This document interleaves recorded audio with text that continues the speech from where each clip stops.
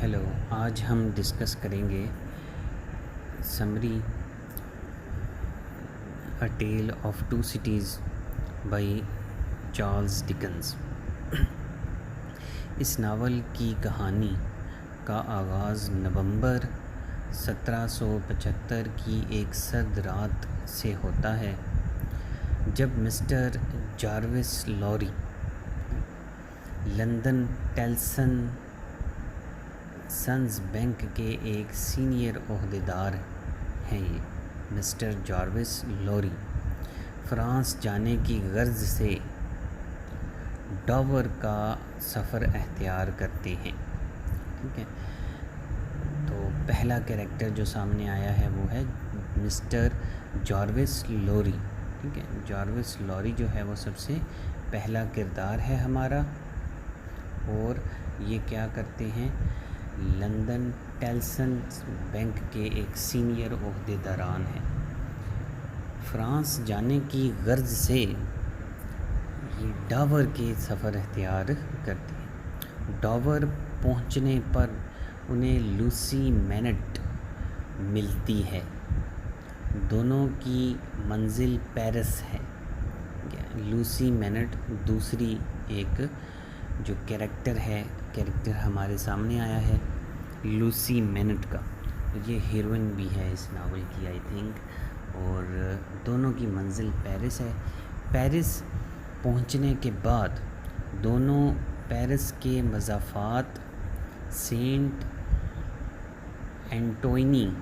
اینٹوین کے قریب مے خانے جاتے ہیں، شراب خانہ جو ہے وہاں پر جاتے ہیں، جو مسٹر اینڈ مسز ڈیفارج کی مالکیت ہے۔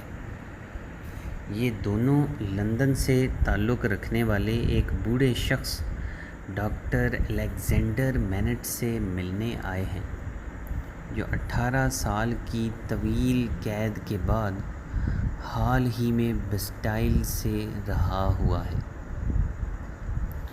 درحقیقت ڈاکٹر مینٹ ایک فرانسیسی باشندہ ہے جو 18 سال پہلے اپنی بیوی اور 2 سال کی ایک بیٹی چھوڑ کر اچانک منظر عام سے غائب ہو گیا تھا۔ اس کی بیوی اپنی چھوٹی سی بیٹی کو ساتھ لے کر اپنے آبائی وطن انگلینڈ واپس چلی جاتی ہے، بعد ازاں اپنی بیٹی لوسی کو ٹیلسن بینک کے ذمہ داری پر چھوڑ کر مر جاتی ہے۔ وہی بچی جو اب کے ایک نوجوان لڑکی لوسی ہے، لوسی مینٹ، مسٹر لوری کے ساتھ پیرس میں موجود ہے۔ ڈاکٹر مینٹ کی گمشدگی میں ایورمونڈ برادران کا ہاتھ تھا، جو کہ فرانس کے جاگیردار طبقے کی نمائندگی کرتے تھے۔ ایورمونڈ برادران میں سے ایک بھائی ایک لڑکی کی عزت دری کرتا ہے، اور جب لڑکی کی حالت بہت نازک ہو جاتی ہے تو وہ ڈاکٹر مینٹ کو علاج کے لیے بلاتا ہے۔ اس بدنصیب لڑکی کا بھائی اپنی بہن کی عزت کو ایورمونڈ جیسے لوگوں سے بچانے کی کوشش میں خود بھی زخمی ہو جاتا ہے اور 1 ہفتے بعد مر جاتا ہے، اور بعد میں بیچاری لڑکی بھی چل بستی ہے۔ ڈاکٹر مینٹ پیرس پہنچنے پر پورا واقعہ حکومتی حکام کو گوش گزار کرتا ہے، لیکن ایورمونڈ کو گرفتار کرنے کی بجائے ڈاکٹر مینٹ کو اغوا کر لیا جاتا ہے اور اس کو بغیر مقدمہ چلائے 18 سال کی طویل قید کے لیے بیسٹائل کے قید خانے میں منتقل کر دیا جاتا ہے۔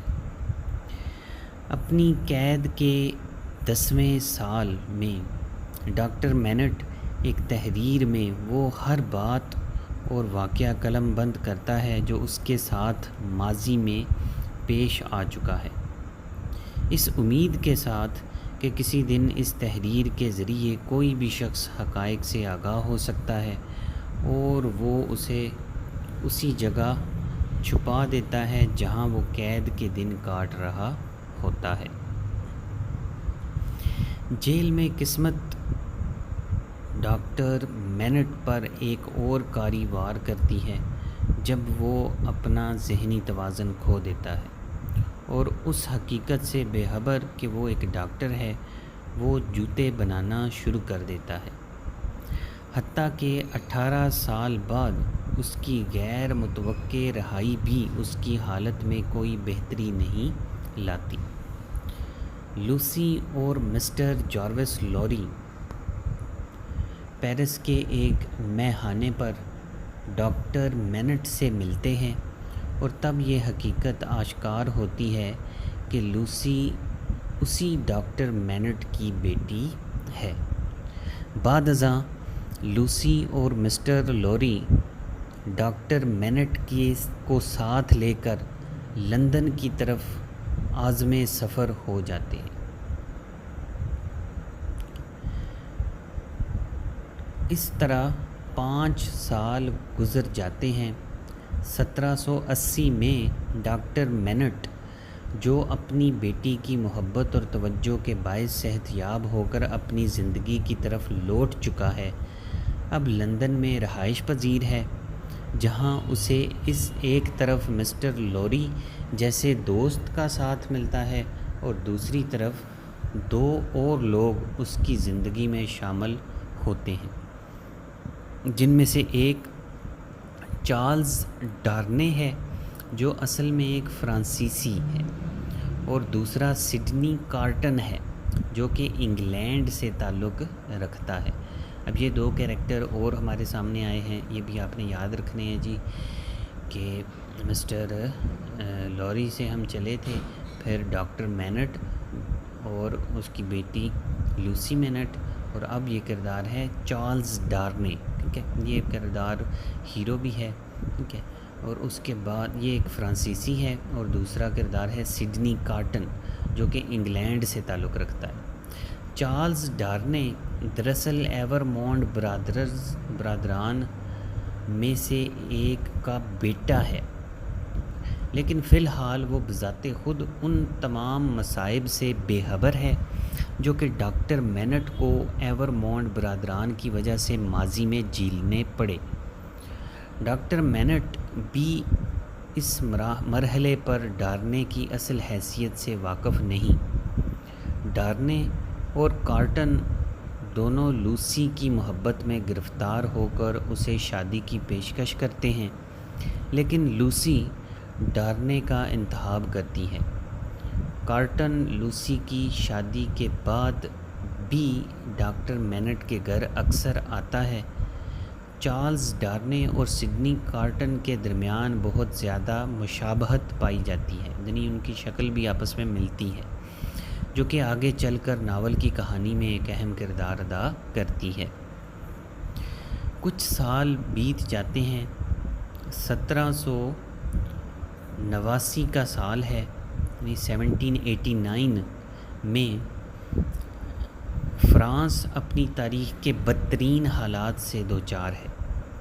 سینٹ اینٹوین کے باشندے مسٹر اور مسز ڈیفارج کی سربراہی میں بغاوت کے لیے اٹھ کھڑے ہوتے ہیں اور ان تمام املاک پر قبضہ کر لیتے ہیں جو کہ حکومت کی ملکیت تھے یا حکومت کے جبر و استبداد کا منہ بولتا ثبوت تھے۔ 3 سال بعد سیاسی حالات میں کوئی بہتری آنے کے بجائے فرانس مزید تباہی کی طرف گامزن ہے۔ فرانس کے بادشاہ اور ملکہ کو محل سے نکال کر جیل میں ڈال دیا جاتا ہے۔ ٹیلسن بینک مسٹر لوری کو اپنے پیرس برانچ کے معاملات سنبھالنے کے لیے فرانس بھیجتا ہے۔ اتفاق سے انہی دنوں چارلز ایورمونڈ کو بھی حالات پیرس جانے پر مجبور کر دیتے ہیں۔ چارلز ڈارنے، جو کہ فرانس کی جاگیردار طبقے سے تعلق رکھتا تھا، پیرس پہنچنے پر باغی اسے گرفتار کر کے لافورس کی جیل میں قید کر دیتے ہیں۔ جاگیردار طبقے سے تعلق رکھنا ہی اس کا ایسا جرم تھا جو باغیوں کے نزدیک ناقابل معافی ہے۔ ڈاکٹر مینٹ اور لوسی چارلز ڈارنے کی گرفتاری کے فوری بعد پیرس پہنچتے ہیں اور مسٹر لوری جو کہ پہلے ہی پیرس میں موجود تھا اس سے ملتے ہیں۔ انقلابی لوگ ڈاکٹر مینٹ کا بھرپور انداز میں استقبال کرتے ہیں، جو کہ بیسٹائل کی جیل میں ایک طویل عرصہ گزارنے کے بعد لوگوں کے لیے قابل احترام بن جاتا ہے۔ باغیوں کی طرف سے فرانس میں ظلم و جبر کا بازار گرم ہے اور جاگیردار طبقے سے تعلق رکھنے والے سینکڑوں لوگوں کو موت کے گھاٹ اتارا جا رہا ہے۔ حتیٰ کہ فرانس کے بادشاہ اور ملکہ کے ساتھ بھی یہی سلوک روا رکھا گیا۔ فرانس میں اس دور کو دہشت پسندی کے دور سے تعبیر کیا جاتا ہے۔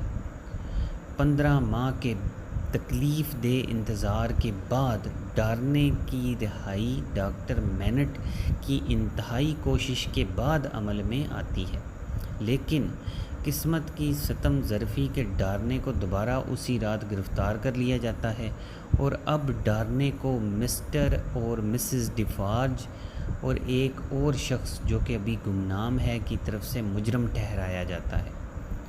ڈارنے ایک مرتبہ پھر عدالت کے کٹہرے میں کھڑا ہے، جہاں مسٹر ڈیفارج کی طرف سے ایک تحریر عدالت کو دی جاتی ہے، جو کہ بیسٹائل کے قید خانے سے مسٹر ڈیفارج کو ملتی ہے۔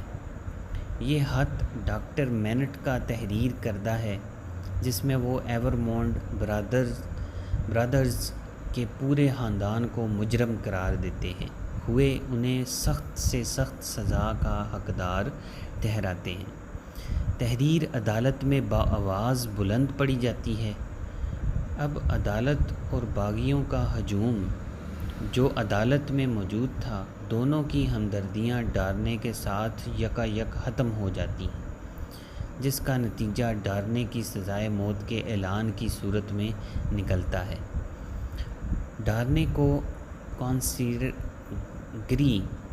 کی جیل میں ڈال دیا جاتا ہے، جہاں صرف 24 گھنٹے کے بعد اس کو پھانسی دے دی جائے گی۔ لوسی اور ڈاکٹر مینٹ کے پیرس جانے کے بعد سڈنی کارٹن بھی پیرس آ پہنچتا ہے، یہ جاننے کے بعد کہ چارلز ڈارنے کو موت کی سزا سنائی گئی ہے۔ ڈارنے کی زندگی بچانے کے لیے کارٹن ایک منصوبہ ترتیب دیتا ہے، کیونکہ ڈارنے لوسی کا شوہر ہے، جس کے ساتھ کارٹن ہمیشہ سے محبت کرتا رہا ہے اور وہ لوسی کی خاطر کوئی خاص کارنامہ سرانجام دینا چاہتا ہے۔ اب اپنے منصوبے کو کامیاب بنانے کے لیے کارٹن بارسیڈ نامی ایک شخص کا تعاون حاصل کرتا ہے، جو کہ لندن میں ایک جاسوس کے طور پر کام کرتا رہا ہے اور اب پیرس میں وہی کام باغیوں کے لیے سرانجام دے رہا ہے، اور اسی شخص کے پاس اس جیل کی چابیاں ہیں جہاں ڈارنے اپنی موت کا انتظار کر رہا ہے۔ بارسیڈ کی مدد سے کارٹن جیل میں ڈارنے کے پاس پہنچنے میں کامیاب ہو جاتا ہے اور اپنے ساتھ ایک بے ہوش کرنے والی دوا لے جاتا ہے۔ اب کارٹن ڈارنے کو مجبور کرتا ہے کہ وہ اپنا لباس کارٹن سے تبدیل کرے۔ کارٹن انکار سننے کے بعد ڈارنے کو بے ہوش کر کے اپنے منصوبے کے مطابق بارسیڈ کو مزید ہدایت کرتا ہے کہ وہ بے ہوش ڈارنے کو جیل سے باہر لے جائے اور اس گاڑی تک پہنچا دے جہاں مسٹر لوری، لوسی اور ڈاکٹر مینٹ اس کی آمد کے منتظر ہیں۔ کارٹن اور ڈارنے کی مشابہت اس مرحلے میں اہم کردار ادا کرتی ہے اور کارٹن کے منصوبے کو کامیابی سے ہمکنار کرتی ہے، اور کارٹن کی جیل میں موجودگی باغیوں کو ڈارنے کے فرار سے بے خبر رکھتی ہے، اور بے ہوش ڈارنے کو جیل سے باہر یہ بتا کر لایا جاتا ہے کہ ڈارنے کا دوست ابھی اس کو جیل میں ملنے گیا تھا، لیکن اپنے دوست کی موت کی خبر سن کر برداشت نہ کر سکا اور بے ہوش ہو گیا۔ اب پہلے سے طے شدہ پروگرام اور انتظام کے مطابق گاڑی مسٹر لوری اور دوسرے لوگوں کو بحفاظت پیرس سے دور اس جگہ پہنچا دیتی ہے جہاں سے یہ لوگ انگلینڈ روانہ ہو جاتے ہیں۔ اسی اثناء میں مسز ڈیفارج لوسی اور ڈاکٹر مینٹ کو دیکھنے کی غرض سے ان کے گھر میں جاتی ہے۔ مسز ڈیفارج لوسی اور ڈاکٹر مینٹ کو بھی پھانسی کے پھندے پر دیکھنا چاہتی تھی، تاہم گھر میں اس کی ملاقات مس پروز، جو کہ لوسی کی گورنس رہ چکی ہے، سے ہوتی ہے۔ مس پروز اور مس ڈیفارج کی آپس میں لڑائی ہو جاتی ہے، اور اسی لڑائی کے دوران مسز ڈیفارج اپنی ہی نکلی ہوئی گولی سے موت کے منہ میں چلی جاتی ہے۔ مس پروز اس کے فوراً بعد جیری کرنچر، جو کہ مسٹر لوری کا ملازم ہے، جیری کرنچر ایک نیا کردار ہے جی، کون ہے؟ مسٹر لوری کا ملازم۔ مس پروز کون ہے؟ یہ وہ مینٹ لوگوں کی جو ملازمہ ہے، ٹھیک ہے۔ تو جیری کرنچر جو کہ مسٹر لوری کا ملازم ہے کے ساتھ پیرس سے لندن کے لیے روانہ ہو جاتی ہے۔ ڈارنے کی سزائے موت کا دن آ جاتا ہے۔ کارٹن، جو کہ ڈارنے کی جگہ لے چکا ہے، کو دوسرے تمام قیدیوں کے ساتھ اس جگہ لے جایا جاتا ہے جو تمام قیدیوں کا مقدر بن چکی ہے۔ اس جگہ پر موجود تمام لوگوں میں سے کسی کو بھی شک نہیں گزرتا کہ یہ ڈارنے نہیں بلکہ کوئی اور ہے۔ کارٹن موت کے سامنے پا کر بھی اس طرح پرسکون ہے جیسے موت اس کے سامنے کوئی اہمیت نہیں رکھتی۔ کارٹن، جو اکثر کہا کرتا تھا کہ اس کی زندگی کسی کے لیے کوئی معنی نہیں رکھتی، اپنی زندگی اسی لڑکی کی محبت میں قربان کر دیتا ہے جو ہمیشہ سے اس کے دل میں ایک خاص مقام رکھتی تھی، اور اس طرح کارٹن اپنی تمام جوانی کی زندگی مستی میں گزارنے کے بعد اب آخر میں ایک عظیم قربانی دے کر سرخرو ہو جاتا ہے۔